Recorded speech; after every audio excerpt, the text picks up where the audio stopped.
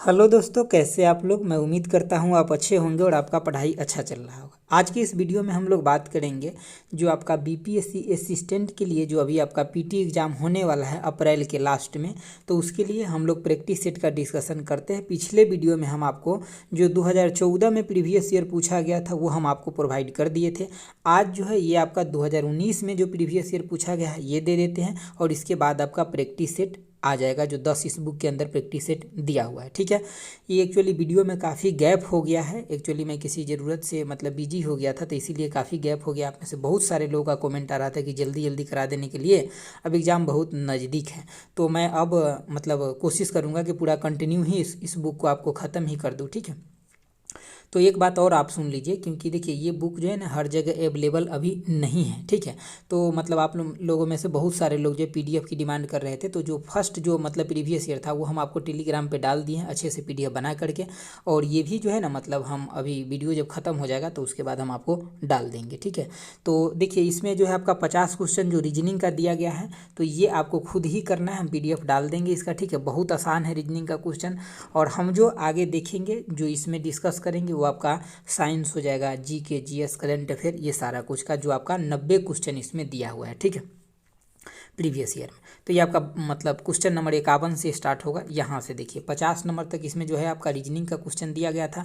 फिर आगे जो है मतलब 140 से लेकर 150 नंबर क्वेश्चन तक वो आपका मैथ का दिया हुआ है। तो बहुत सिंपल है मैथ्स और रीजनिंग, ये आपको खुद ही बनाना है। जो हम डिस्कस करेंगे वो आपका डिस्कस करेंगे इसमें जीके, जीएस और साइंस का क्वेश्चन, जो इस एग्जाम में आपका मैक्सिमम वेटेज भी रहता है और यही आपको सफलता भी दिलाएगा।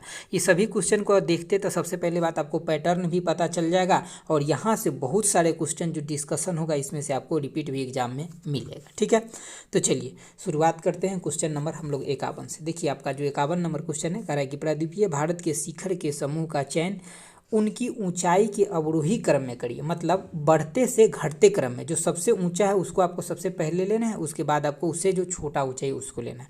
तो देखिए आप जानते हैं कि प्रायद्वीपीय भारत यानी कि दक्षिण भारत के बारे में बात हो रहा है, तो सबसे जो ऊंचाई जो सबसे ऊंचा चोटी है ये आपका अनाईमुडी है। तो देखिए ऑप्शन आपको एक ही से पता लग गया कि अनाईमुडी इसका आंसर होगा। ऑप्शन आपका डी हो जाएगा। अनाईमुडी सबसे ऊंचा है, उसके बाद आपका डोडा बेटा है, सेकेंड जो हाईएस्ट है डोडा बेटा है, उसके बाद आपका गुरु शिखर और महेंद्रगिरी। अनाईमुडी का आपको हाइट भी याद रखना है कितना है, तो 2695 है। कितना है, 2600 आपका 95 मीटर जो अनाईमुडी का।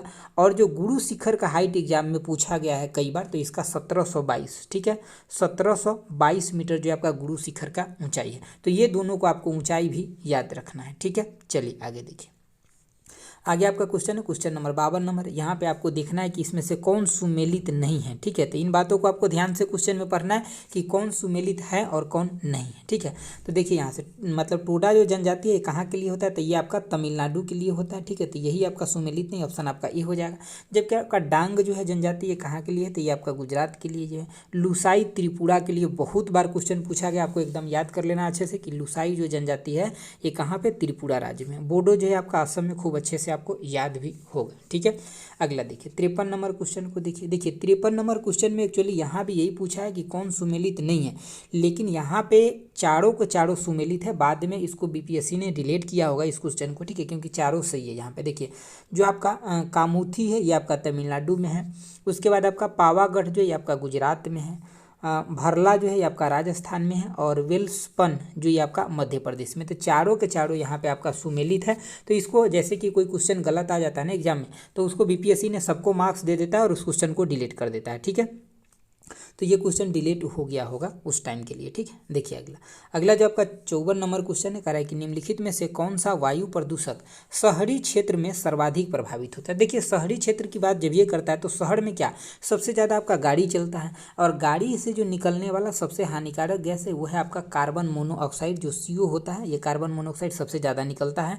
ये अगर ईंधन जो गाड़ी में जल रहा है उसका अगर कंप्लीट कंबसन नहीं होता है तो उसके वजह से ये कार्बन मोनोऑक्साइड निकलता है और ये सबसे ज़्यादा प्रदूषक होता है। ठीक है, जो शहरी क्षेत्र में होता है। हालांकि सल्फर डाइऑक्साइड का भी प्रदूषण होता है, लेकिन ये जो होता है ना जहाँ पे इंडस्ट्री होता है वहाँ पे ये चीज़ें ज़्यादा निकलता है। लेकिन यहाँ मेंशन कर दिया है शहरी क्षेत्र, तो इसीलिए इसका आंसर आपका ऑप्शन सी हो जाएगा। कार्बन मोनोऑक्साइड जो होता है शहरी क्षेत्र में ज़्यादा प्रदूषक होता है। अगला देखिए, अगला जब का क्वेश्चन है क्वेश्चन नंबर आपका 55 नंबर है। कह रहा है कि दिल्ली सल्तनत के रूप में निम्नलिखित में से किस राजवंश ने सबसे लंबे समय तक शासन किया था। तो देखिए आपको अपने हाथ का पांचों उंगली है ना, तो अगर जैसे ही आप याद किए होइएगा कि SKTSL, ठीक है, मतलब सबसे पहले आपका सलेब डायनेस्टी, उसके बाद खिलजी डायनेस्टी, फिर तुगलक होता है, फिर आपका जो मतलब सैयद होता है, उसके बाद आपका लोदी होता है, ठीक है। तो जो आपका बीच में आता है, जो देखिए पांचों उंगली है, बीच में जो आता है वो सबसे बड़ा उंगली है ना, तो सबसे ज़्यादा टाइम तक शासक आपका यही किया हुआ है, तुगलक डायनेस्टी ही। तो ऑप्शन आपका क्या हो जाएगा, बी हो जाएगा, ठीक है। लेकिन यहाँ पे इस क्वेश्चन में आपको थोड़ा सा एक्स्ट्रा इन्फॉर्मेशन भी याद रखना है कि जैसे कि देखिए जो सलेब डायनेस्टी था यानी कि गुलाम वंश जो था, ये शासन कब से कब किया था, तो मैं बोलता हूँ, आप आसानी से सुनिए अच्छे से। देखिए जो सबसे पहला था मतलब सलेब डायनेस्टी यानी कि गुलाम वंश जो था, वो आपका 1206 से लेकर के 1290 तक शासन किया था, और इसकी स्थापना जो है कुतुबुद्दीन ऐबक के द्वारा किया गया था। दूसरा आपका खिलजी वंश है, इसका स्थापना जो है जलालुद्दीन खिलजी के द्वारा किया गया था, और ये 1290 से लेकर के और 1320 तक शासन किया था। तीसरा नंबर के जो है आपका मतलब जैसे कि तुगलक वंश है, इसका संस्थापक कौन है, तो गयासुद्दीन तुगलक है, और इस वंश का जो शासन चला था ये आपका 1320 से लेकर के और 1414 तक चला था। अगला जो है आपका चौथा नंबर का, ये आपका सैयद वंश है, और इसका जो शासनकाल था ये आपका 1414 से लेकर के 1451 तक था, और इसके संस्थापक जो था आपका खिज्र खा था। अगला आपका पांचवा है लोदी वंश है, और ये मतलब अंतिम वंश था, ठीक है, लोदी वंश, और ये इसका शासन जो था 1451 से लेकर के और 1526 तक था, और इसका स्थापना जो है बहलोल लोदी के द्वारा किया गया था, ठीक है। तो ये आपको याद रखना है जो मैं अभी आपको बोला हूँ। अगर आपको एक बार में कन्फ्यूजन है तो थोड़ा सा वीडियो को बैक करके दोबारा भी सुन लीजिएगा। तो क्वेश्चन का आंसर क्या हो जाएगा ऑप्शन आपका, तो ऑप्शन आपका बी हो जाएगा, तुगलक हो जाएगा। अगला देखिए, अगला जो आपका क्वेश्चन है 56 नंबर का, निम्नलिखित ऐतिहासिक घटनाक्रम को कालानुक्रम में आपको मतलब जैसे कि पहला जो है इसमें से सबसे पहले जो है कौन सा हुआ है, ठीक है। तो 56 का आंसर आपका ऑप्शन सी हो जाएगा, अल्फांसो डी अल्बुकर गोवा के पहले राज्यपाल बने थे, ठीक है। ये लगभग 1510 के आसपास की घटना है, ठीक है। अल्फांसो डी अल्बुकर ने मतलब बीजापुर के सुल्तान थे, ये यूसुफ आदिल शाह थे, जो कि गोवा को क्या किए थे, छीन लिए थे, ठीक है। यूसुफ आदिल शाह से मतलब गोवा छीन लिए थे कौन, तो यानी कि अल्फांसो डी अल्बुकर ने, ठीक है। तो ये 1510 के आसपास की घटना है, बाकी जो इसमें घटना है वो सब उसके बाद के ही हैं, ठीक है। ईस्ट इंडिया कंपनी की स्थापना आपका 1600 में हुआ था। अगला देखिए, अगला आपका 57 नंबर क्वेश्चन है, कह रहा है कि निम्नलिखित में से युद्ध का कौन सा जो है कालानुक्रम मतलब इसमें से सही है, तो इसमें से कौन सा जो है आपका सही है, तो इसका आंसर आपका ऑप्शन डी हो जाएगा। देखिए सबसे पहले आपका पानीपत का युद्ध हुआ था कब, तो 1526 में हुआ था। उसके बाद आपका हल्दी घाटी का युद्ध हुआ था 1576 में हुआ था। मैं ये भी बता देता हूँ कि किसके किसके बीच में हुआ था। तो देखिए पानीपत का युद्ध हुआ था 1526 में, और बाबर इब्राहिम लोदी के बीच में हुआ था, ठीक है, जिसमें से आपका बाबर जीता था। दूसरा जो आपका हल्दी घाटी के युद्ध है आपका, ये आपका 1576 में हुआ था, अकबर और महाराणा प्रताप के बीच में हुआ था। और तीसरा जो का प्लासी का युद्ध हुआ था ये आपका 1757 में हुआ था, ठीक है। और जो आपका बक्सर का युद्ध हुआ था ये आपका 1764 में हुआ था। तो ये दोनों 1700 में हुआ था और ये दोनों आपका 1500 में हुआ था। तो क्वेश्चन का आंसर आपका ऑप्शन डी हो जाएगा। अगला देखिए, अगला जो आपका क्वेश्चन है क्वेश्चन नंबर आपका 58 है। देखिए जो मेन बात है ना, आप गौर से सुनते हैं तो वो चीज़ें एग्जाम में बहुत ज़्यादा काम आता है, समझे बातों को। देखिए 58 नंबर क्वेश्चन है, निम्नलिखित में से कौन ऐतिहासिक घटना पहली मतलब घटी थी। सबसे पहले क्या हुआ था, तो ऑप्शन आपका ये हो जाएगा, जो आपका नील क्रांति जो हुआ था ये आपका बंगाल में हुआ था, और ये लगभग 1859-60 में हुआ था। कब हुआ था, 1859 से लेकर के और 60 के बीच में ये हुआ था, मतलब नील क्रांति। होम रूल लीग तो 1916 में हुआ था, यानी कि बंगाल विभाजन 1905 में हुआ था, जलियांवाला बाग हत्याकांड 1919 में हुआ था। अगला देखिए, अगला आपको यहाँ पे मिलान करना है, जैसे कि यहाँ पे राज्य दिया हुआ है और मतलब उसका राजधानी दिया हुआ है, तो उससे आपको मिलान करना है। तो राष्ट्रकूट के राजधानी कहाँ था, तो इसका आपका मान्यखेट हो जाएगा, ठीक है। उसके बाद आपका पांडे के कहाँ था, तो मदुरई था, ठीक है। पांडे का कहाँ था, मदुरई था, ठीक है। एक सेकंड रुकिए, पांडे का जो हो जाएगा आपका मदुरई हो जाएगा, ठीक है। चोल का कहाँ था, तो तंजाउर था। कहाँ था चोल का, तंजाउर था। और ये वो बच गया होयसल, तो इसका कहाँ हो जाएगा, यानी कि हेलीवीड हो जाएगा। कहाँ पे हो जाएगा, हेलीवीड हो जाएगा। अगला देखिए, अगला जो आपका क्वेश्चन है क्वेश्चन नंबर आपका कितना हो गया, 59 हो गया। 60 नंबर देखिए थोड़ा ज़्यादा बड़ा हो गया क्या, थोड़ा सा आई थिंक कहीं क्वेश्चन कट ना रहा होगा, ठीक है। एडिट करने में एक्चुअली थोड़ा सा कट भी जाता है ना कई बार, तो इसके भी ध्यान रखना पड़ता है ना, ताकि कटे ना क्वेश्चन। देखिए, और ये 60 नंबर क्वेश्चन है, बहुत बार एग्जाम में है, ध्यान से देखिए। कह रहा है निम्नलिखित में से कौन सा महाजनपद आज भारत के अंग नहीं है। तो देखिए 16 महाजनपद है टोटल, जिसमें से 2 महाजनपद जो है ये आपका भारत से बाहर है, और यही बार बार घुमा फिरा के एग्जाम में पूछा जाता है। एक तो आपका गंधार है जो कि भारत से बाहर है पाकिस्तान में, और दूसरा आपका कम्बोज है, ये भी आपका भारत से बाहर है। तो गांधार और कंबोज जो है ये आपको याद रखना है। गांधार की राजधानी जो है कहाँ पे, तक्षशिला, और कंबोज के जो है कहाँ पे, हाटक है। तो ये दोनों भी आपको याद रखना है। गांधार और कंबोज जो है ये दोनों कहाँ पे, तो भारत से बाहर है। 16 में से 14 भारत में और 2 बाहर है। अगला देखिए, अगला जो आपका 61 नंबर क्वेश्चन है, करा कि निम्नलिखित में से कौन सा जो है कालक्रम का पहला है। ठीक है, तो इसमें से आपको देखिए पूछ तो रहा पहला, लेकिन आपको सब याद रहेगा तभी पहला बनेगा। देखिए ब्रह्म समाज की स्थापना जो किसके द्वारा, राजा राम मोहन राय के द्वारा किया गया था। और कब, तो 1828 में राजा राम मोहन राय के द्वारा किया गया था। आपका आर्य समाज की स्थापना 1875 में हुआ था। कब, 1875 में हुआ था। और किसके द्वारा, तो स्वामी दयानंद सरस्वती के द्वारा किया गया था। सत्यशोधक समाज की बात करें तो ये आपका 1873 में, कब हुआ था, 1873 में, और ज्योतिबा फूले के द्वारा किया गया था। प्रार्थना समाज की बात करें तो ये आपका 1867 में और आत्माराम पांडु के द्वारा। ठीक है, जबकि एक और जो है मतलब राजा राम मोहन राय जी के द्वारा ही किया गया था 1815 में, तो आत्मीय सभा की स्थापना। तो इस क्वेश्चन के आंसर आपका ऑप्शन ई हो जाएगा कि ब्रह्म समाज की स्थापना सबसे पहले हुआ था इसमें 1818 में।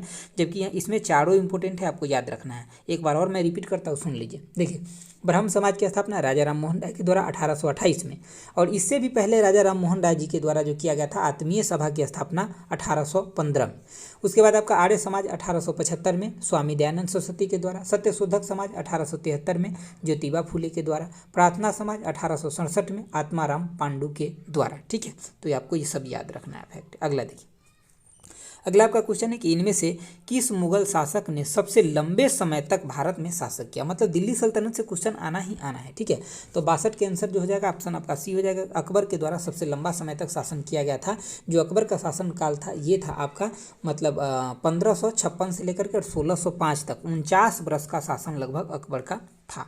अगला देखिए, अगला जो है आपका 63 नंबर क्वेश्चन है, कह रहा है कि निम्नलिखित ऐतिहासिक घटनाओं में से कौन सी घटना जो है पहली घटी थी। ठीक है, तो इसमें से जितना इसमें से सबसे पहले क्या हुआ था, तो देखिए इसमें सबसे पहले ऑप्शन आपका बी हो जाए कि होम रूल लीग की स्थापना जो है ये आपका 1916 में हुआ था और बाल गंगाधर तिलक जी के द्वारा।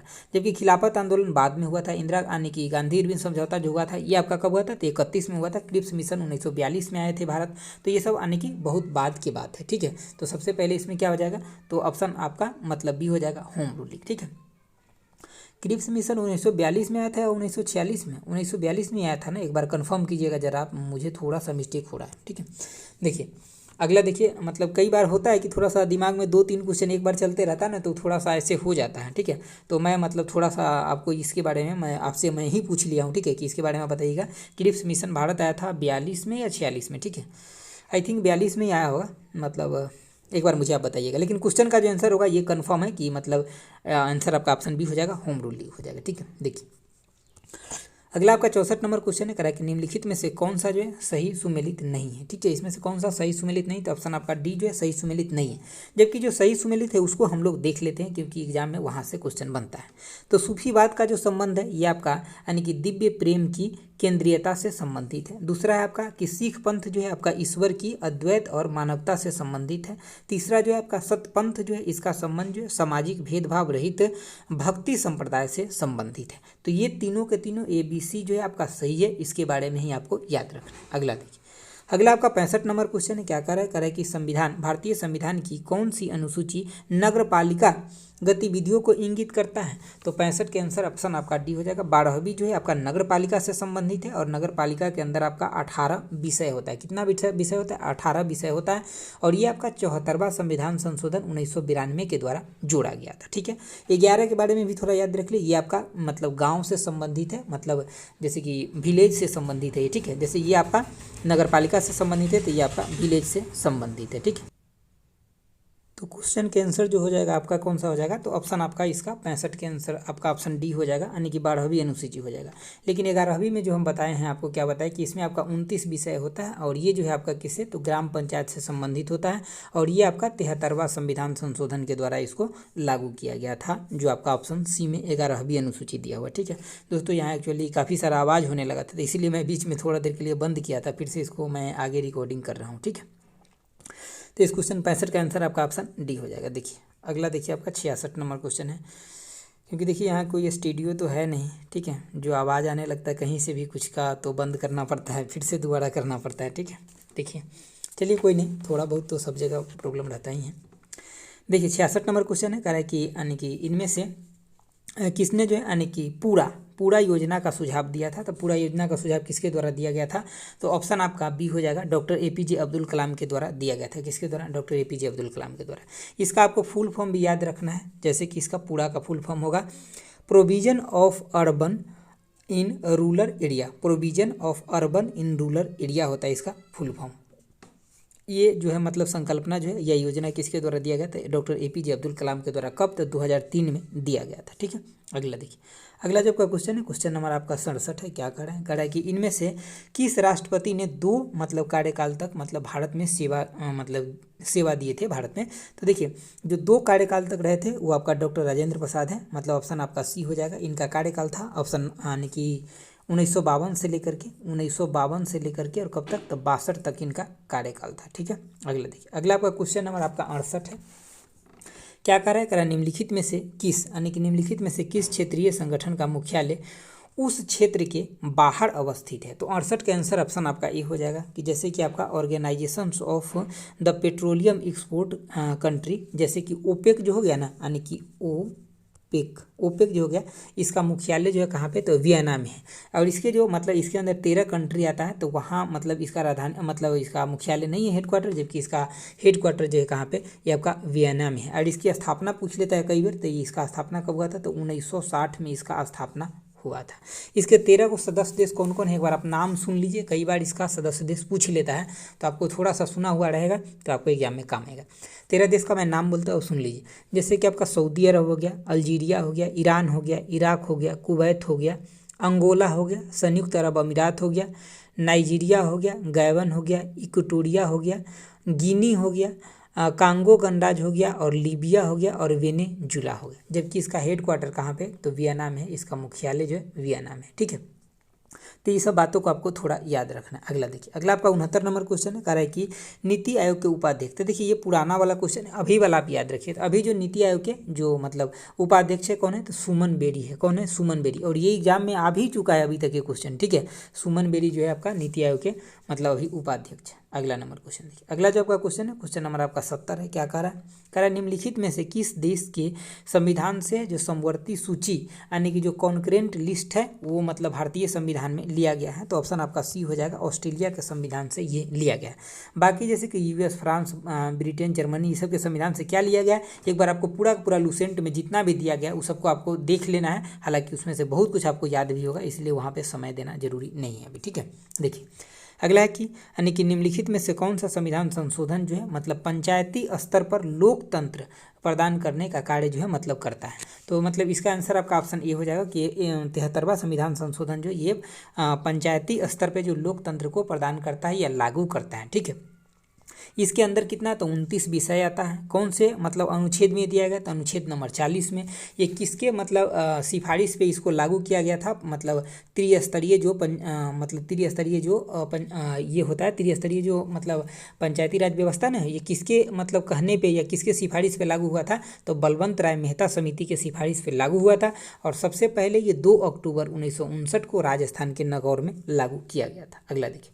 अगला जब का क्वेश्चन है, क्वेश्चन नंबर आपका 72 है। कह रहा है इनमें से कौन सा राज्य के मतलब अध्यक्ष है? मतलब कौन से राज्यसभा के अध्यक्ष होते हैं? तो देखिए राज्यसभा के जो अध्यक्ष होते हैं वो होते हैं आपका जो उपराष्ट्रपति होते हैं वो राज्यसभा के अध्यक्ष होते हैं। ठीक है, तो जब क्वेश्चन पूछा गया था उस समय वेंकैया नायडू थे, वो मतलब जैसे कि राज्यसभा के अध्यक्ष, और मतलब उपराष्ट्रपति थे वेंकैया नायडू, मतलब वही होते हैं राज्यसभा के अध्यक्ष। लेकिन अभी जो है वो मतलब राज्यसभा के अध्यक्ष मतलब राज्यसभा के जो है मतलब अध्यक्ष यानी कि उपराष्ट्रपति बनने से पहले वेस्ट बंगाल के उपराष्ट्रपति थे। उनका नाम आपको बताना है। ठीक है, हम उनके नाम का आपको एक अक्षर बता देते, जे से शुरू होता है। आप उनका नाम हमें कमेंट बॉक्स में बताइए। बस आपसे एक ही क्वेश्चन यही हमको पूछना था।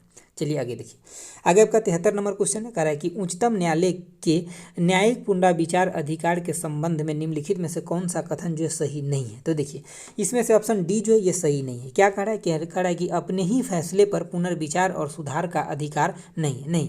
उसके अपने जो मतलब जो फैसला कर लेते, मान लीजिए कि उच्चतम न्यायालय अगर वो कोई फैसला कर लिए, ठीक है, लेकिन उस पर अगर कोई दोबारा अपील आता है, दोबारा अपील किया जाता है पब्लिक के द्वारा, तो उस पर वो पुनः विचार करते हैं। अगर उनके द्वारा कोई गलत फैसला लिया गया है तो उसमें भी वो सुधार करके फिर से उस फैसला को मतलब लाते हैं उच्चतम न्यायालय। ठीक है, तो यही बात यहाँ पे गलत दे दिया गया है, कह रहा है कि नहीं ऐसा नहीं कर सकते, नहीं ऐसा वो कर सकते हैं। ठीक है, तो ऑप्शन आपका डी हो जाएगा। बाकी जैसे कि संसद द्वारा जो पारित कानून होता है उस पर बिल्कुल वो विचार करते हैं उच्चतम न्यायालय, विधानसभा के द्वारा पारित होता है उस पर भी करते हैं, अध्यादेश जो जारी होता है उस पर भी वो विचार करते हैं पूरी तरीके से। अच्छा देखिए अगला, देखिए अगला आपका 74 नंबर क्वेश्चन है, कह रहा है कि निम्नलिखित में से कौन जो है अंतर्राज्यीय समिति के अध्यक्ष होते हैं। तो देखिए इसके अध्यक्ष जो होते हैं कौन होते हैं, तो मतलब प्रधानमंत्री होते हैं हमेशा इसका अध्यक्ष, और ये राष्ट्रपति के द्वारा नियुक्त किए जाते हैं। ये बातें किसमें दिया है, तो आर्टिकल नंबर 263 में आपका दिया हुआ। ये भी कई बार एग्जाम में पूछा गया है कि मतलब ये कौन से आर्टिकल में दिया गया है कि राज्य और केंद्र शासित के बीच जो संबंध होगा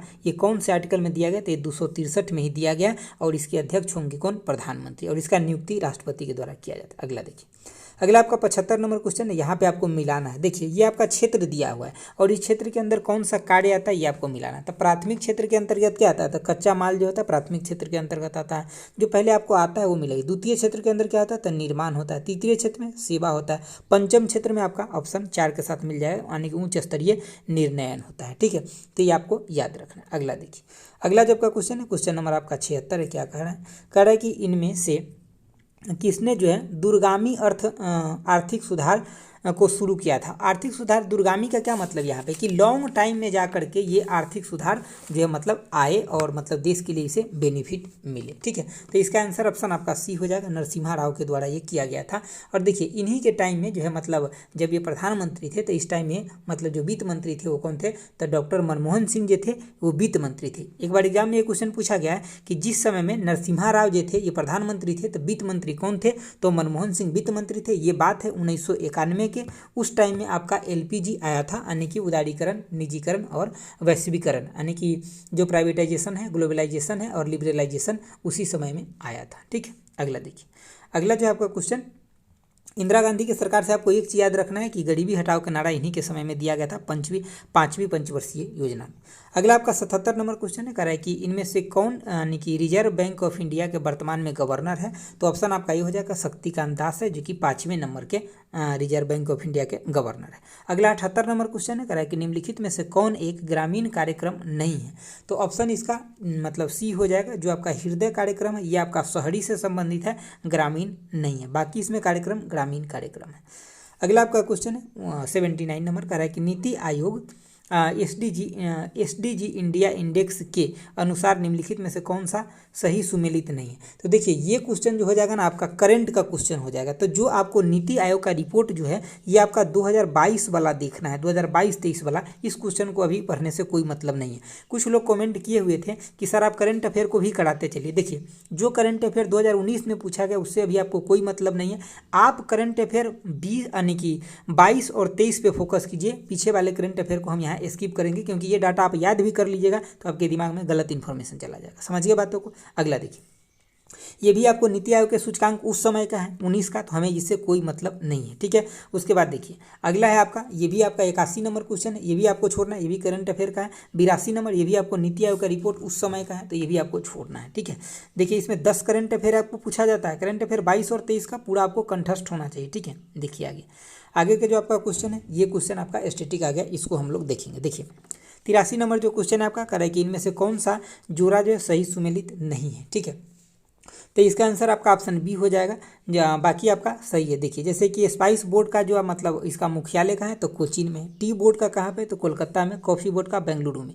जबकि आपका कोयर बोर्ड का जो इसका मुख्यालय ये कहाँ पे, तो ये भी आपका कोचीन में ही है। तो अगर कोचीन रहता तो सही होता, तिरुवनंतपुरम दे दिया तो ये आपका गलत हो। अगला देखिए, अगला जो आपका 84 नंबर क्वेश्चन है, कह रहा है कि निम्नलिखित में से भारत के किस राज्य में सबसे अधिक में है, मतलब सबसे अधिक संख्या में क्रियान्वित विशेष आर्थिक जोन है। विशेष आर्थिक जोन का मतलब क्या है कि मतलब वहाँ पे जो आर्थिक जोन है मतलब सबसे ज़्यादा है, तो ये आपका महाराष्ट्र में सबसे ज़्यादा आर्थिक जोन है। अगला देखिए, अगला आपका 85 नंबर क्वेश्चन है, कह रहा है निम्नलिखित में से किस राज्य की सीमा 3 पड़ोसी देशों से मिलता है।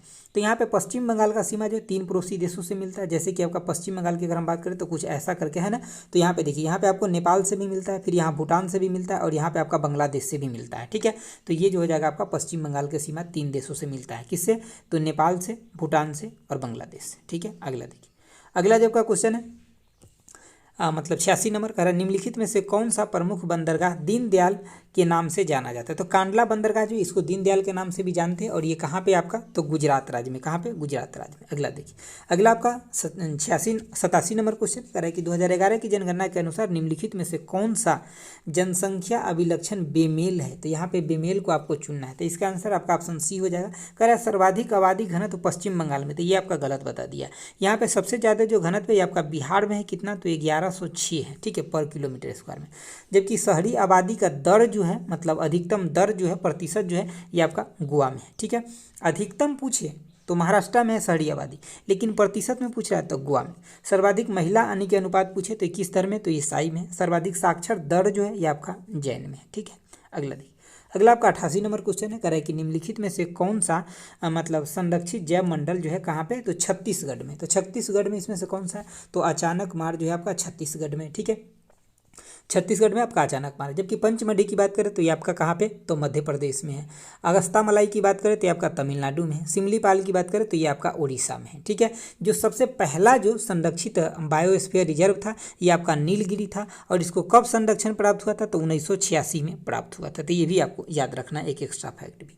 अगला देखिए, अगला आपका 89 नंबर कह रहा है निम्नलिखित में से कौन सा सुमेलित नहीं है, ठीक है। तो ऑप्शन आपका ए जो है ये सुमेलित नहीं है, बाकी आपका सुमेलित है। जैसे कि मुंबई और बेंगलुरु जो आर्थिक गलियारा है ये आपका ब्रिटेन सुमेलित है। उसके बाद जो आपका बेंगलुरु चेन्नई आर्थिक गलियारा है ये जापान आपका सुमेलित है। और अमृतसर कोलकाता जो गलियारा है ये आपका भारत जो है ये आपका सुमेलित है। जबकि दिल्ली और मुंबई औद्योगिक गलियारा ये आपका एशियन डेवलपमेंट बैंक दिया तो ये आपका सुमेलित नहीं है, ठीक है। अगला देखिए, अगला जो आपका 90 नंबर है, कह रहा है कि लंबाई की दृष्टि से निम्नलिखित में से कौन सी नदी मतलब सबसे लंबी है, ठीक है। तो सबसे लंबी जो इसका नदी है ऑप्शन आपका सी हो जाए, गोदावरी नदी सबसे ज़्यादा लंबी है दक्षिण भारत में।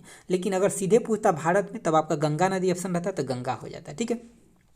गोदावरी का जो लंबाई है आपका 1400 कितना है, 1400 आपका 65 है, कितना है, 1465 मीटर है। और कृष्णा का जो लंबाई है ये आपका कितना है, तो 1400 है, कितना है, तो 1400 है कृष्णा की लंबाई। तो यहाँ पे मतलब इन दोनों को आपको याद रखना है। अगला देखिए, अगला जो आपका क्वेश्चन है 16 नंबर, देखिए ये आपका क्वेश्चन मतलब 91 नंबर जो क्वेश्चन है करंट अफेयर का, इसको हमको छोड़ना है, ठीक है। क्योंकि और देखिए 92 नंबर भी आपका 2019 का करंट अफेयर डाटा एक्चुअली हम इसलिए नहीं पढ़ रहे हैं ना, पढ़ेंगे आपको दिमाग में जाएगा, ये आपको यूजफुल है नहीं आपके लिए, ठीक है। देखिए उसके बाद कौन सा क्वेश्चन आ गया आपका 93 नंबर। ये क्वेश्चन को देख लीजिए, ये क्वेश्चन भी आपका मतलब ये क्वेश्चन भी उसी टाइम का है, मतलब करंट अफेयर का क्वेश्चन हो जाएगा, इसको भी छोड़ना है। चलिए देखिए 94 नंबर क्वेश्चन से देखिए, 94 नंबर भी एक्चुअली करंटे का बुक है, लेकिन ये बुक है तो स्टेटिक भी हो जाएगा, इसीलिए इसको देख लेते हैं। देखिए प्रत्येक वर्ष जो है अंतर्राष्ट्रीय प्रलय स्मरण दिवस जो है कब मनाया जाता है, तो ये आपका 94 के आंसर ऑप्शन आपका ये हो जाएगा। ये स्टेटिक क्वेश्चन है, ठीक है। 27 जनवरी को जो है प्रतिवर्ष जो प्रलय स्मरण दिवस मनाया जाता है। जबकि ये क्वेश्चन आपका 95 नंबर 2020 का है, इसको आपको छोड़ दीजिए। 10 क्वेश्चन जो है लगभग करंट अफेयर का आता है, वो आपको अभी हम छोड़ दे रहे हैं, आपको 22 और 23 का करना है। ये भी आपका 18 का करंट अफेयर का क्वेश्चन है। अब यहाँ से आप देखिए 97 नंबर क्वेश्चन देखिए, कह रहा है कि यानी कि पुस्तक लेंस के लेखक कौन है, ठीक है। तो 97 के आंसर आपका ऑप्शन बी हो जाएगा। लेंस के लेखक जो है आपका यानी कि सीन ग्रीक है। कौन है, सीन यानी कि ग्रीर है, सीन ग्रीर जो है इसके लेखक है पुस्तक लेंस के। अगला जो आपका क्वेश्चन है कह रहा है कि 98 नंबर कह रहा है कि भारत के किस राज्य ने सबसे पहले जो है महिला पुलिस स्वयं सेवक पहल को अपनाया। तो 98 का आंसर ऑप्शन आपका डी हो जाएगा, हरियाणा राज्य के द्वारा ये अपनाया गया था। अगला देखिए, अगला आपका 99 नंबर क्वेश्चन कह रहा है कि हिंदुस्तान टाइम अखबार पत्रिका में नियमित लेख जो है यानी कि रूड फूड कौन लिखते थे। तो रूड फूड जो है किसके द्वारा लिखा जाता था, तो ऑप्शन आपका सी हो जाएगा, वीर सांघवी के द्वारा लिखा जाता है। किसके द्वारा, वीर सांघवी के द्वारा लिखा जाता था, ठीक है। अगला देखिए, अगला 100 नंबर क्वेश्चन जो ये आपका 19 का क्वेश्चन है, हमको नहीं पढ़ना है ये क्वेश्चन हम लोग को। अगला क्वेश्चन देखिए, अब यहाँ से जो भी क्वेश्चन आएगा अब करंट अफेयर नहीं है आपका, ठीक है। देखिए जो आपका 101 नंबर क्वेश्चन है कह रहा है कि कास्टिक पोटास का रासायनिक सूत्र क्या है। तो कास्टिक पोटास का आपका KOH हो जाएगा, ऑप्शन आपका सी हो जाएगा। जबकि आपका कास्टिक सोडा पूछा रहता तो ये आपका NaOH होता, कास्टिक सोडा होता है NaOH। और आपका अगर स्लैम लाइम पूछ दे तो ये आपका ऑप्शन बी हो जाता। स्लैम लाइम पूछा रहता तो कैल्शियम हाइड्रोक्साइड हो जाता, ऑप्शन आपका बी हो जाता, ठीक है। लेकिन अगर अमोनियम हाइड्रोक्साइड पूछा रहता तब आपका डी होता। अमोनियम हाइड्रोक्साइड का फॉर्मूला जो आपका NH4OH होता है, ठीक है। तो क्वेश्चन का आंसर आपका ऑप्शन सी हो जाएगा। अगला देखिए, अगला जो आपका 103 नंबर है कह रहा है कि साबुन का जो सह उत्पाद होता है क्या होता है। तो ऑप्शन आपका डी हो जाएगा, यानी कि ग्लिसरॉल जो होता है ये आपका साबुन का मतलब जो सह उत्पादक होता है। ये क्वेश्चन एग्जाम में बहुत बार पूछा गया है, ठीक है। अगला देखिए, अगला आपका क्वेश्चन है क्वेश्चन नंबर 104 है। देखिए 104 नंबर क्वेश्चन है, इंपॉर्टेंट है। कह रहा है कि चांदी की वस्तु को कुछ दिनों तक जो खुले में रखने पर जो है ऐसा क्या निर्मित होता है जो काला हो जाता है। तो ये निर्मित जो होता है आपका मतलब सिल्वर सल्फाइड का निर्माण की वजह से वो काला हो जाता है। तो ऑप्शन आपका बी हो जाएगा, यानी कि Ag2S के निर्माण से होता है वो काला हो जाता है। इसको हम क्या बोलते हैं, सिल्वर सल्फाइड बोलते हैं। सिल्वर सल्फाइड उस पर उत्पन्न होता है जिसकी वजह से चांदी काला हो जाता है। अगला जब का क्वेश्चन है, कह रहा है कि किसमें जो है लिंग गुण अनुपात जो होता है पूर्ण युग्म होता है, ठीक है, यानी कि पूर्ण युग्म किसमें होता है। तो ऑप्शन आपका ए हो जाएगा कि ये लड़कियों में होता है जो पूर्ण युग्म होता है, यानी कि XX होता है। जबकि आपका लड़कों में क्या होता है, तो ये आपका XY होता है, तो ये आपका बेमेल हो गया ना। लेकिन लड़कियों में जो होता है ये आपका यानी कि पूर्ण युग्म होता है, यानी कि XX होता है। ऑप्शन आपका ए हो जाएगा। अगला देखिए, अगला जो आपका होता है 106 नंबर क्वेश्चन है, कह रहा है कि पाचन यानी कि पाचन होने पर प्रोटीन जो है, तब देखिए पाचन होने के बाद प्रोटीन जो है एमिनो अम्ल में बदल जाता है। किस में बदल जाता है, एमिनो अम्ल में बदल जाता है। ऑप्शन आपका सी हो जाएगा। अगला है आपका कि मनुष्य के यानी कि वृक्क यानी कि किडनी तंत्र का एक भाग है। तो किडनी मतलब जो है मनुष्य के शरीर में किसका काम करता है, तो वो उत्सर्जन का काम करता है, ठीक है। जैसे कि हमारे शरीर से पसीना आता है, यानी कि स्वेट ग्लैंड होता है उससे, ठीक है। तो उसी तरह से जो आपका किडनी है यानी कि वृक्क है वो क्या है, तो एक उत्सर्जन का कार्य करता है। अगला देखिए, अगला जो आपका 8 नंबर क्वेश्चन है, कह रहा है कि मानव शरीर में श्वसन वर्णक है। तो श्वसन जो वर्णक है किसका, तो ऑप्शन आपका डी हो जाएगा, हीमोग्लोबिन का, ठीक है। हीमोग्लोबिन जो मतलब श्वास जो लेते ऑक्सीजन के द्वारा ही हीमोग्लोबिन जो है इधर से उधर ट्रांसफर होता है, ठीक है। अगला मतलब ऑक्सीजन को ले जाने का काम जो करता है ये आपका हीमोग्लोबिन जो शरीर के अंदर होता है वो करता है, ठीक है। अगला देखिए, अगला आपका कि कैलिफॉर्म, कैलिफॉर्म क्या है, तो कैलिफॉर्म ऑप्शन आपका ये हो जाएगा, जीवाणुओं का समूह है। कैलिफॉर्म क्या है आपका, तो जीवाणुओं का समूह है। अगला देखिए, अगला जो क्वेश्चन है आपका 110 नंबर, कह रहा है कि IUCD का मतलब उपयोग जो है किस लिए करते हैं। तो ऑप्शन आपका बी हो जाएगा, मतलब गर्भ यानी कि निरोधक के लिए इसका जो मतलब प्रयोग किया जाता है IUCD। इसका एक बार आप फुल फॉर्म याद रखिएगा, मैं बोलता हूँ आप सुन लीजिए। इंट्रा यूटेरियन कॉन्ट्रासेप्टिक डिवाइस होता है। इसका फुल फॉर्म होता है क्या कि इंट्रा, क्योंकि आपके एग्जाम में पूछा जा सकता है, ठीक है। इंट्रा यूटेरियन कॉन्ट्रासेप्टिक डिवाइस इसका फुल फॉर्म होता है, ठीक है। अगला देखिए, अगला जो आपका है 11 नंबर क्वेश्चन है, कह रहा है कि मलेरिया उत्पन्न करने वाले जो आपका सूक्ष्म जीव होता है निम्नलिखित में से किस अंग में जाता है। तो किस अंग में जाता है, तो इसका आंसर ऑप्शन आपका बी हो जाएगा, यकृत, यानी कि लीवर के अंदर वो चला जाता है। अगला आपका 12 नंबर कह रहे हवा द्वारा नहीं फैलता है। तो देखिए हैजा जो आपका हवा के द्वारा नहीं फैलता है, क्योंकि जब जो हम खाना और पानी जो पीते हैं ना उसमें अगर कुछ गंदगी होता है उसकी वजह से ये हैजा फैल जाता है। जबकि आपका निमोनिया हो गया, सर्दी जुकाम, क्षय रोग, तो ये सब आपका हवा के द्वारा भी फैलता है। 13 नंबर क्वेश्चन देखिए, 13 नंबर जो आपका क्वेश्चन है, कह रहा है कि पृथ्वी पर जीवन जो है ये आपका सहायक क्षेत्र है, ठीक है। तो पृथ्वी पर जीवन सहायक क्षेत्र जो है, जैसे कि जो जीव मंडल होगा वहीं पे जीवन होता है। जीव मंडल का मतलब क्या है कि वहाँ पे तीनों मंडल होगा, वायुमंडल भी होगा, जल मंडल भी होगा, स्थल मंडल भी होगा। तो वो सभी मंडल जहाँ पे मिलता है उसी को हम क्या बोलते हैं, जीव मंडल बोलते हैं। समझ गया बातों को। अगला देखिए, अगला जो आपका 14 नंबर क्वेश्चन है, क्या कह रहा है, कह रहा है निम्नलिखित में से किसमें जो है यानी कि किसमें तमाम यानी कि जंतुओं के वर्ग नहीं है। तमाम जो जंतुओं के वर्ग नहीं है, मतलब इसमें से कोई एक ऐसा ऑप्शन है जिसमें सभी के सभी जंतु वर्ग से नहीं आते। तो ऑप्शन आपका सी हो जाएगा। देखिए नोमीटोडा तो ठीक है जंतु से आता है, लेकिन जिम्नोस्पर्म जो है ये आपका एक नगण्य बीजी पौधा का मतलब ये पौधा होता है, नगण्य बीजी पौधा होता है जिम्नोस्पर्म। तो ये आपका क्या हो जाएगा कि मतलब तमाम इसमें जंतु वर्ग नहीं है, मतलब ये आपका जंतु वर्ग से नहीं, ये पौधा वर्ग से आ गया, ठीक है। देखिए तो आपका 14 नंबर क्वेश्चन मतलब 114 नंबर का आंसर क्या हो जाएगा, ऑप्शन आपका सी हो जाएगा कि इसमें जो भी है वो सभी के सभी क्या है कि मतलब जंतु वर्ग में नहीं आता, जिम्नोस्पर्म जो है ये आपका पौधा वर्ग में आता है। अगला क्वेश्चन देखिए, अगला जो आपका 15 नंबर क्वेश्चन है, कह रहा है कि निम्नलिखित में से कौन सा एक प्रतिजैविक है। तो इसमें से आपको प्रतिजैविक बताना है। यहाँ से 2-3 क्वेश्चन बनता है। तो इसमें जो है आपका ऑप्शन बी हो जाएगा, यानी कि स्ट्रेप्टोमाइसिन है, ये आपका प्रतिजैविक है, यानी कि एक एंटीबायोटिक है। लेकिन क्वेश्चन एक और पूछा जाता है कि सबसे पहला एंटीबायोटिक कौन सा है। तो पेनिसिलिन जो है सबसे पहला एंटीबायोटिक है, और इसका खोज जो है किसके द्वारा किया गया था, तो अलेक्जेंडर फ्लेमिंग के द्वारा किया गया था। हम 2-3 और का नाम बता देते हैं, ये भी एग्जाम में पूछा जाता है, आप याद रख लीजिए। एक तो आपका हो ही गया कि स्ट्रेप्टोमाइसिन हो गया, ठीक है।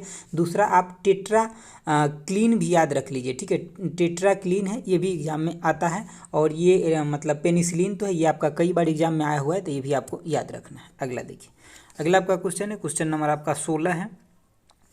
थोड़ा सा इसको बड़ा कर लेते हैं, हाँ देखिए आपको दिख रहा होगा, ठीक है। 16 नंबर क्वेश्चन कह रहा है कि निम्नलिखित में से किसे जो है टेरिडोफाइटा पादप मतलब चुनिए इसमें से, ठीक है। तो मतलब इसमें से कौन है जो टेरिडोफाइटा में आता है, तो ऑप्शन आपका डी हो जाएगा। देखिए फर्न जो है आपका टेरिडोफाइटा में आता है। टेरिडोफाइटा कहने का मतलब ये है कि इसमें जाइलम और फ्लोएम दोनों प्रकार की चीज़ें जो होता है, जबकि थैलोफाइटा में वो चीज़ें बहुत में अवेलेबल नहीं होता है, ठीक है। लेकिन टेरिडोफाइटा में क्या होता है कि जाइलम फ्लोएम दोनों अवेलेबल होता है। तो ये फर्न जो है इसमें आपका जाइलम फ्लोएम होता है। फर्न जैसे इस तरीके के पत्ता वाला एक पौधा होता है, ठीक है, इसी को बोलते हैं क्या, टेरिडोफाइटा बोलते हैं। तो इसमें जाइलम फ्लोएम अवेलेबल होता है, ऑप्शन आपका डी हो जाएगा। अगला देखिए, अगला आपका जो 17 नंबर क्वेश्चन है कह रहा है कि रंगहीन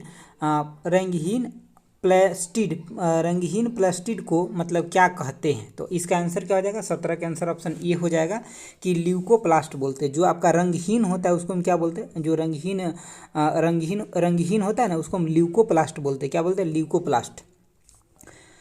इसको ऑप्शन आपका ये हो जाएगा, ल्यूकोप्लास्ट हो जाएगा। जो रंगहीन होता है उसको ल्यूकोप्लास्ट बोलते हैं। और जो मतलब क्लोरोप्लास्ट वो होता है जहाँ पे भोजन बनाया जाता है, और क्रोमोप्लास्ट वो होता है जिसके अंदर सभी कलर आता है, ठीक है। अगला देखिए, अगला जो आपका क्वेश्चन है, एक सेकेंड देखिए, अगला आपका 18 नंबर क्वेश्चन है कह रहा है कि पौधे में लचीलापन का गुण उसके उत्तक के कारण होता है, तो उसे क्या कहते हैं। जो लचीलापन का गुण होता है तो उसको हम क्या बोलते हैं, तो ऑप्शन आपका ए हो जाएगा, ठीक है। ऑप्शन कोलेने काइमा हो जाएगा, ऑप्शन आपका सी हो जाएगा, कोलेने काइमा। देखिए यहाँ पे थोड़ा सा मतलब डिफरेंट करके लिखा हुआ है, कोलेरेने काइमा लिख दिया, तो ये नहीं होगा, आपका कोलेने काइमा हो जाएगा। इसके वजह से होता है पौधे में लचीलापन आता है।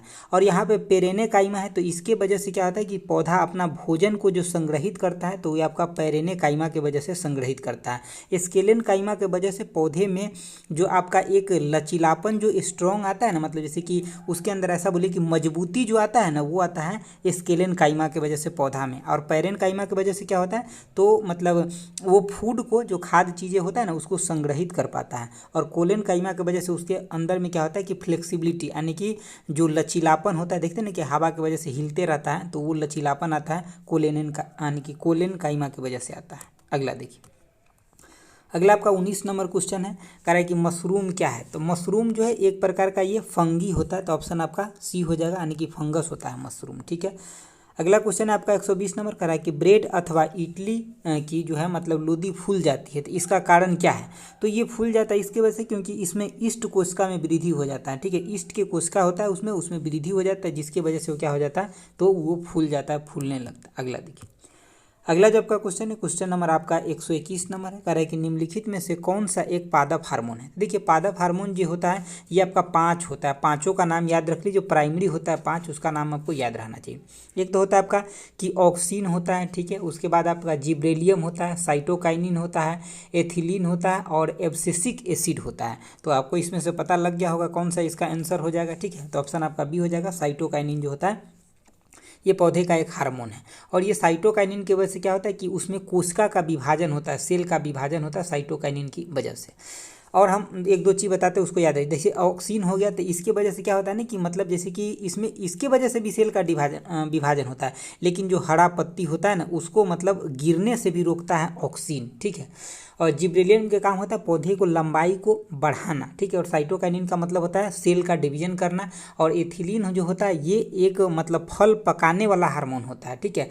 और एब्सिसिक एसिड जो होता है वो पौधे के वृद्धि को रोकता है, जो पौधे में वृद्धि होना चाहता है ना उसको वृद्धि को रोकता है। अगला देखिए, अगला जो आपका मतलब 122 नंबर क्वेश्चन है, कह रहा है कि अलैंगिक जनन जो मुकुलन होता है किसके यानी किस में होता है। तो देखिए मुकुलन जो होता है किस में होता है, तो इसका आंसर जो हो जाएगा ऑप्शन आपका डी हो जाएगा, ईस्ट में। दो चीज में मुकुलन होता है, एक तो ईस्ट में भी होता है और हाइड्रा में भी मुकुलन होता है। हम यहाँ पे 3-4 चीज बताते हैं, आपको ध्यान रखना है। देखिए सबसे पहले बात पूछा जाता है आपसे विखंडन किस किस में होता है। तो देखिए विखंडन तो मतलब इसमें दो तरह से होता है, एक तो होता है बाइंडी विखंडन होता है जिसको द्वि विखंडन बोलते हैं, और एक होता है आपका कि बहु विखंडन होता है। तो बाइंडी विखंडन जो होता है द्वि विखंडन वो होता है आपका जैसे कि अमीबा हो गया, परामीशियम हो गया, लिस्मानिया हो गया, ये तीनों आपको याद रखना है। जो बाइंडी विखंडन होता है यानी कि जो द्वि विखंडन होता है किस किस में, तो अमीबा, परामीशियम और लिस्मानिया में होता है। लेकिन जो बहु विखंडन होता है ये आपका प्लाज्मोडियम में होता है, ठीक है। तो देखिए आप ऐसे याद रखिए, जो बहुविखंडन होता है मतलब मल्टी फ्यूजन हो गया, और मल्टी और प्लाज्मोडियम दोनों मिलता जुलता नाम लग रहा है ना, तो ऐसे आप याद रख लिए। मुकुलन जो होता है ये होता है आपका मुकुलन, जिसको इंग्लिश में बडिंग बोलते हैं, ठीक है। कई जगह मतलब हिंदी शब्द भी बडिंग ही लिख करके आता है एग्जाम में, तो आपको बडिंग याद रखना है, BUDDING बडिंग। तो ये जो होता है आपका हाइड्रा और ईस्ट में होता है, ठीक है। अगर हम आगे बात करें कि जैसे कि यानी कि एक होता है कि मतलब जैसे कि कायकीय प्रवर्धन होता है, जैसे कि मतलब वेजिटेटिव प्रोपेगेशन बोलते हैं। तो जो हरा चीज़ होता है, जैसे कि मान लीजिए केला का पौधा आप कहीं से उखाड़ कर लाए और कहीं रोप दिए, तो उसको हम क्या बोलते हैं, वेजिटेटिव प्रोपेगेशन बोलते हैं, ठीक है। तो वो चीज़ें आपको इस तरीके से कोरिलेट करके थोड़ा सा आपको याद रखना है, ठीक है। और रीजेनरेशन की बात करें तो दो में होता है, एक तो आपका हाइड्रा होता है और एक आपका यानी कि प्लेनेरिया होता है, उसमें आपका रीजेनरेशन होता है, ठीक है।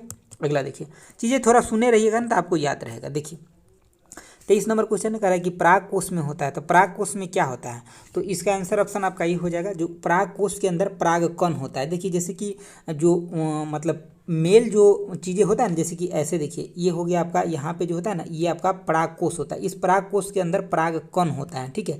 इस पराग कोष के अंदर क्या होता है, तो आपका परागकण होता है, जिसको हम क्या बोलते हैं, पुंकेसर बोलते हैं, ठीक है। इस पुंकेसर के अंदर जो होता है ये पुंकेसर, ये पूरा नर पार्ट होता है, उसको हम पुंकेसर बोलते हैं। और पुंकेसर के यहाँ ऊपर में जो होता है क्या, ये आपका पराग कोष होता है, इसी पराग कोष के अंदर जो होता है ना परागकण होता है, ठीक है। आगे देखिए, आगे जो आपका क्वेश्चन है कह रहा है कि वंश यानी कि वंशागति के नियम के साथ जुड़ा है, तो वंशागति के नियम के साथ कौन जुड़ा हुआ है, तो ऑप्शन आपका सी हो जाएगा कि मेंडलीव जो है वंशागति के नियम के साथ ये जुड़े हुए हैं, ठीक है। अगला देखिए, अगला जो आपका क्वेश्चन है, क्वेश्चन नंबर आपका 125 है, कह रहा है कि निम्नलिखित में से कौन सा एक जो है रासायनिक परिवर्तन है इसमें से। तो देखिए रासायनिक परिवर्तन ऑप्शन आपका डी हो जाएगा कि लोहा में जंग लगना आपका रासायनिक परिवर्तन, जबकि मोम का पिघलना रासायनिक परिवर्तन नहीं है। मोम अगर पिघल गया तो उसको फिर से अगर हम उसका टेम्परेचर को कम करेंगे तो मोम बन जाएगा।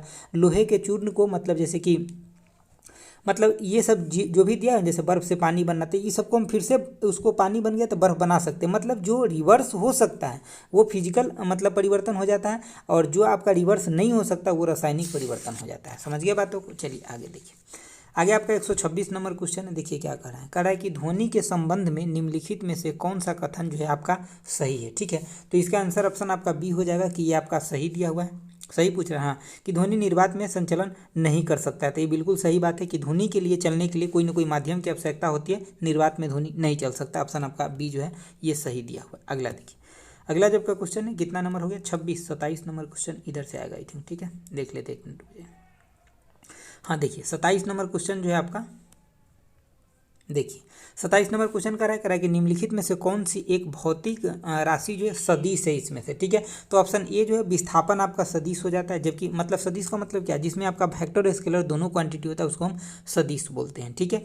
अगला देखिए, अगला आपका 128 नंबर क्वेश्चन है, कह रहा है कि निम्नलिखित में से कौन सा तत्व जो है नाभिकीय विखंडन प्रक्रिया में उपयोग नहीं किया जाता है। नाभिकीय विखंडन में किसका प्रयोग नहीं किया जाता, तो ऑप्शन आपका सी हो जाएगा, ठीक है, हीलियम का। इसका प्रयोग जो है संलयन में होता है, विखंडन में नहीं होता है, ठीक है। जबकि आपका यूरेनियम का, प्लूटोनियम का और थोरियम का, इस सब का प्रयोग है नाभिकीय विखंडन अभिक्रिया में किया जाता है। अगला देखिए, अगला आपका 29 नंबर क्वेश्चन है, कह रहा है कि किसी वस्तु का द्रव्यमान उसके डैश डैश की माप है। तो मतलब इसका आंसर क्या आ जाएगा, ऑप्शन आपका सी हो जाएगा, उसके जड़त्व। देखिए किसी वस्तु का जो द्रव्यमान है, तो जिस वस्तु का जितना ज़्यादा द्रव्यमान रहेगा उसका ज़्यादा उतना जड़त्व होगा, ठीक है। जैसे कि आप साइकिल चलाते हैं तो साइकिल का द्रव्यमान बहुत कम है, तो वो मतलब उसका जड़त्व कम होगा एज कम्पेयर टू बस। अगर बस को देखते हैं तो उसको आप आसानी से धक्का लगाइएगा तो नहीं आगे बढ़ेगा ना, तो मतलब उसका मास ज़्यादा है, मतलब उसका जड़त्व भी ज़्यादा है। समझ गए बात। तो आगे देखिए, आगे आपका 130 नंबर क्वेश्चन है, ये आपका बनाने वाला है। देखिए कह रहा है कि यानी कि किसी विद्युत बल्ब के तंतु में इतना एम्पियर यानी कि 0.5 एम्पियर की विद्युत धारा 5 मिनट तक प्रवाहित होती, तो विद्युत परिपथ में प्रवाहित विद्युत परिपथ में आवेश का परिणाम क्या होता है। देखिए आपको एक फॉर्मूला याद रखें, क्यू इजकल टू क्या होता है कि आई टी होता है, ठीक है। क्यू इजकल टू में आई टी होता है। यहाँ पे जो आपका आई जो है ये करंट है, आपको एम्पियर में लेना है, लेकिन टी जो है टाइम आपको सेकेंड में लेना है। तो एम्पियर कितना दिया हुआ है, तो 0.5 दिया हुआ है, और गुने में टाइम कितना दिया 5 मिनट। इसको आप सेकेंड में चेंज कीजिएगा तो 60 से गुना कीजिए, तो देखिए इससे आपका ये हट जाएगा और यहाँ 50-25 हो जाएगा, फिर 6 में गुना कीजिएगा तो कितना हो जाएगा 150। तो मतलब ऑप्शन आपका बी हो जाएगा कि मतलब 150 कूलम हो जाएगा, मतलब उसे विद्युत आवेश जो है 150 कूलम उस तार से पास हुआ। अगला देखिए, अगला जब का क्वेश्चन है 131 नंबर कह रहा है कि विद्युत विभव को मापने के लिए कौन सा यंत्र को प्रयोग करते हैं। ठीक है, देखिए यहाँ पे विद्युत विभव लिखा हुआ है। ठीक है, तो इसको मापने के लिए ऑप्शन आपका डी हो जाएगा कि वोल्ट मीटर का प्रयोग करते हैं।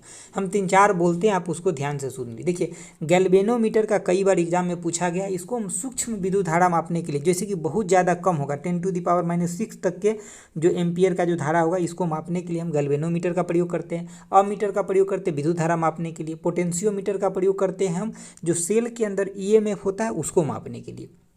अनिमोमीटर का प्रयोग करते हैं जैसे वायु की गति मापने के लिए। और एटोमीटर का प्रयोग करते हैं जो आपका वाष्पीकरण जो दर होता है ना, किसी भी चीज़ का वाष्पीकरण होने का दर होता है उसको मापता है। ठीक है, तो चलिए अगला देखिए आप।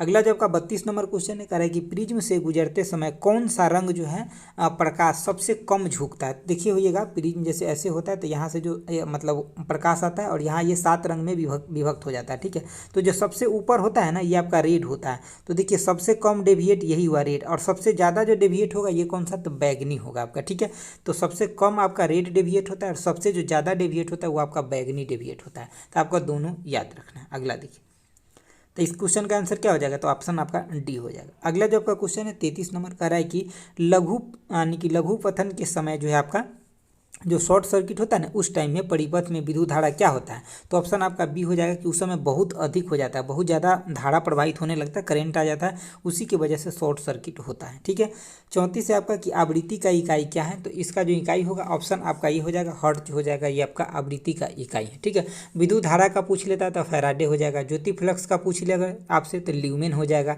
विद्युत धारा का पूछ लेते हैं एम्पियर यानी कि विद्युत धारा बोल दिए। विद्युत धारा का तो मतलब विद्युत धारिता का फैराडे होता है, विद्युत धारा का तो एम्पियर होता है। ठीक है, विद्युत धारिता का होता है फैराडे होता है। ठीक है, ज्योति फ्लक्स के पूछ ले तो ल्यूमेन होता है।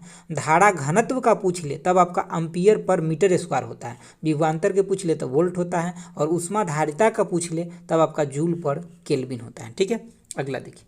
अगला जो आपका क्वेश्चन है क्वेश्चन नंबर आपका 35 कहते हैं देखिए ऊर्ध्वपातन में क्या होता है, तो सीधे सॉलिड से कोई चीज़ें गैस में कन्वर्ट हो जाता है बिना लिक्विड में जाए, तो उसको हम क्या बोलते हैं, यानी कि उसको हम बोलते हैं ऊर्ध्वपातन। मतलब उसको हम ऊर्ध्वपातन प्रक्रिया या सब्लिमेशन प्रक्रिया हम उसको इंग्लिश में बोलते हैं। ठीक है, तो इसका आंसर क्या हो जाएगा, ऑप्शन आपका ये हो जाएगा ठोस से बिना द्रव में कन्वर्ट नहीं होता, सीधे के सीधे गैस में हो जाता है, उसी को हम क्या बोलते हैं, मतलब ऊर्ध्वपातन प्रक्रिया बोलते हैं। इसका आपको एग्जाम्पल थोड़ा याद रखना, एग्जाम में पूछा जाता है, जैसे कि कपूर हो गया, नेप्थेलिन हो गया, यानी कि एंथ्रासीन हो गया, अमोनियम क्लोराइड हो गया, तो ये सब आपका इसका एग्जाम्पल हो जाता है जिसका ऊर्ध्वपातन होता है डायरेक्ट। एक बार और मैं बोलता हूँ, मतलब आप सुन लीजिए, जैसे कि कपूर हो गया, नेफ्थेलिन हो गया, एंथ्रेसीन हो गया, अमोनियम क्लोराइड हो गया, तो ये सब आपका हो जाएगा। अगला देखिए, अगला जो आपका क्वेश्चन है 36 नंबर का है कि पर्यावरण की कार्यात्मक इकाई क्या होता है, तो इसका आंसर आपका ऑप्शन सी हो जाएगा। पारितंत्र जो होता है पर्यावरण की कार्यात्मक इकाई होता है। ठीक है, अगला आपका है 37 नंबर का है कि सभी नोबल गैस अणु हैं, तो मतलब ये सभी नोबल गैस जो अणु हैं ऑप्शन आपका ये हो जाएगा, यानी कि एक परमाणु का। देखिए नोबल गैस जैसे कि आपका हीलियम लिखते हैं तो ये भी आपका एक ही होता है। ठीक है, उसके बाद आपका जैसे कि हीलियम के बाद जैसे कि नियोन लिखते हैं। ठीक है, तो ये सब आपका नोबल गैस जो है आर्गन है, तो ये सब के सब का है एक ही परमाणु। जैसे कि मतलब ऑक्सीजन लिखते हैं, ठीक है, तो इसमें 2 परमाणु आता है ना, तो ये सब मतलब जो आपका मतलब ये है नोबल गैस है, ये आपका एक परमाणु होता है। ठीक है, अगला देखिए।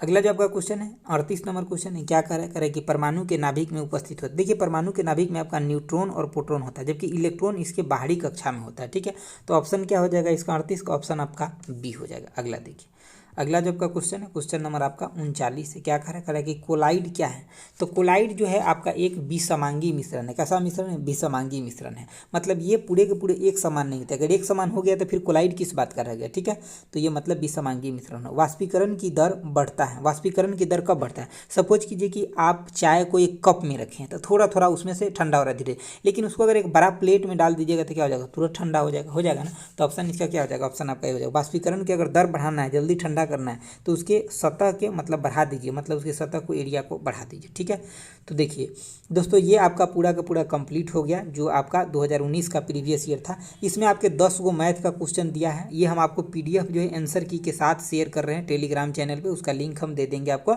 डिस्क्रिप्शन बॉक्स में, वहाँ से आपको जुड़ करके, और ये पीडीएफ मैं बहुत अच्छे से स्कैन करके डाल रहा हूँ आपके लिए, ताकि क्योंकि ये चीज़ें मार्केट में अभी बहुत लोगों को नहीं मिल पा रहा है ये बुकें, तो ताकि उन सब लोगों तक पहुँच जाए ना जो लोग पढ़ना चाहते हैं लेकिन वो बुक अभी नहीं ले सकते या उनको नहीं मिल रहा है। समझ गया बातों को।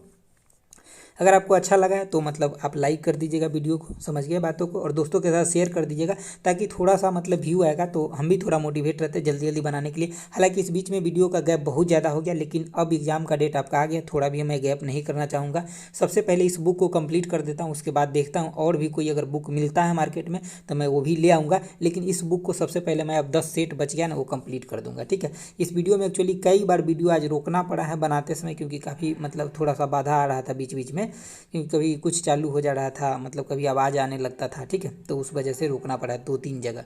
इसीलिए थोड़ा सा 1-2 क्वेश्चन में कहीं कहीं वहाँ पे पढ़ने में थोड़ा सा मतलब थोड़ा सा डिस्टर्बेंस हुआ है, तो आप समझ ही रहे हैं, ठीक है, क्योंकि कई बार ऐसा हो जाता है थोड़ा सा, ठीक है। लेकिन आंसर जो भी मैं दिया हूँ वो सब एकदम परफेक्शन के साथ, अगर किसी में आंसर बुक में गलत भी दिया है तो उसको मैं क्रॉस वेरिफिकेशन करके ही आपको देता हूँ आंसर, समझ गए बातों को। और जो करंट अफेयर है वो आपको 2022 का करंट अफेयर कब का देखना है आपको, 2022 और 23 का, जनवरी फरवरी और मार्च का आपको करंट अफेयर देखना है, क्योंकि देखिए बीपीएससी लेटेस्ट वाला पर ज़्यादा फोकस करता है, और इसमें जो क्वेश्चन है आपका 19 वाला जो है करंट अफेयर, तो इसीलिए हम उसको छोड़ दिए हैं। तो आप ये ना कमेंट कीजिएगा कि सर आप करंट अफेयर क्यों नहीं कराएं, क्योंकि 1-2 लोग करते हैं वो बातों को, ठीक है, तो आप नहीं कीजिएगा, ठीक है। देखिए तो ये हम डाल देंगे आपको, तो आज के लिए इतना ही रखते हैं, ठीक है। Thanks for watching, okay bye, जय हिंद दोस्तों।